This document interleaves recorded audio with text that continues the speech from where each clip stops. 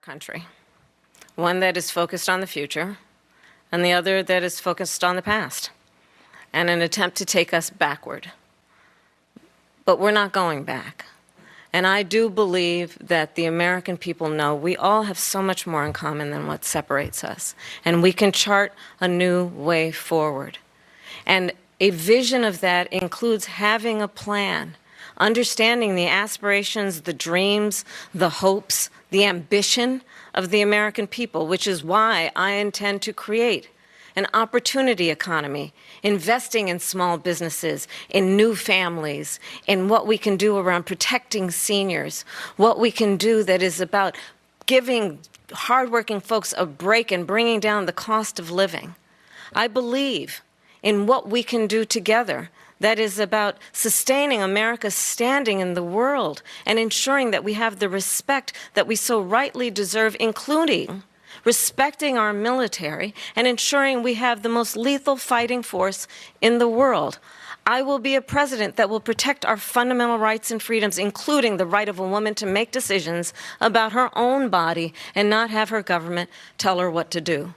I'll tell you, I started my career as a prosecutor. I was a DA, I was an attorney general, a United States senator, and now vice president. I've only had one client, the people.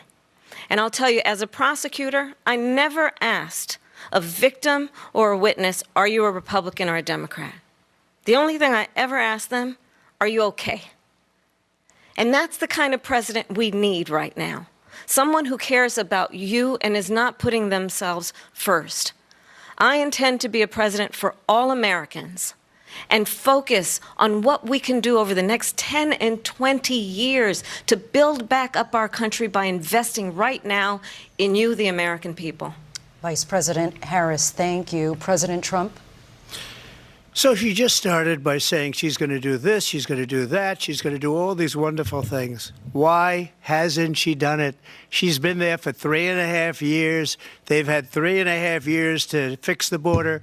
They've had 3.5 years to create jobs and all the things we talked about. Why hasn't she done it?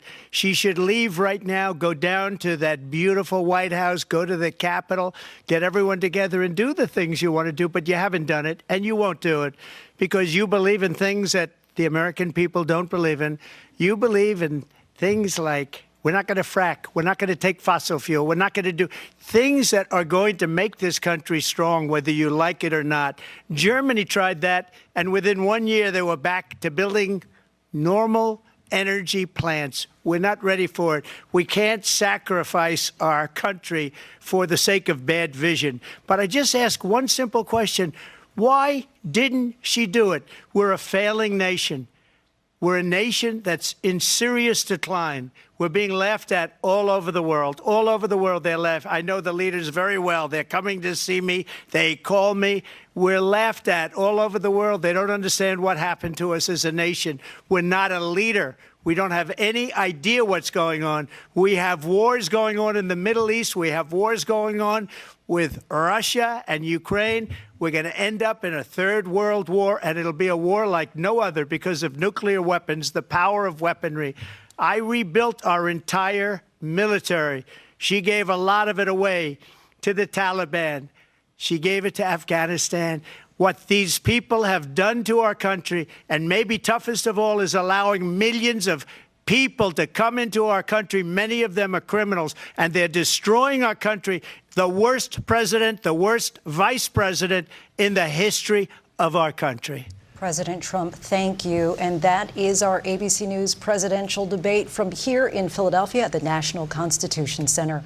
I'm Lindsay Davis. And I'm David Muir. Thank you for watching here in the U.S. and all over the world, and from all of us here at ABC News. Good night.